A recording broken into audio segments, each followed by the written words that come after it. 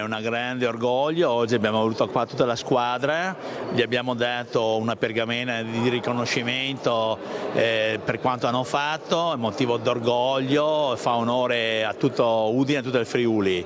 Cercheremo di fare tutto il possibile per cercare di dotare di impianti adeguati questa squadra.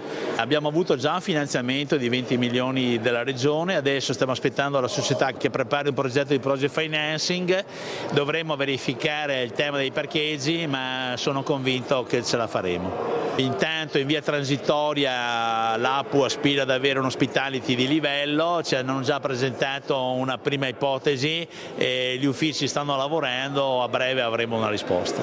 Voglio ringraziare moltissimo l'amministrazione comunale per questo attestato di merito che ci è stato consegnato da parte del comune, del nostro comune, della nostra città, ad una società che ha comunque il merito di aver lavorato moltissimo. Tutti questi anni di semina hanno portato a delle radici così tanto profonde e quindi siamo una squadra del popolo e quindi è anche giusto che veniamo premiati e onorati nel Salone del Popolo. L'hospitality sia per gli sponsor che per le squadre avversarie che per i sostenitori e anche magari un rafforzamento del sistema VAR, perché l'abbiamo visto l'altra sera, ne è necessario, è una condizione sine qua non per presentarci eleganti al gran galà a cui abbiamo voluto essere presenti.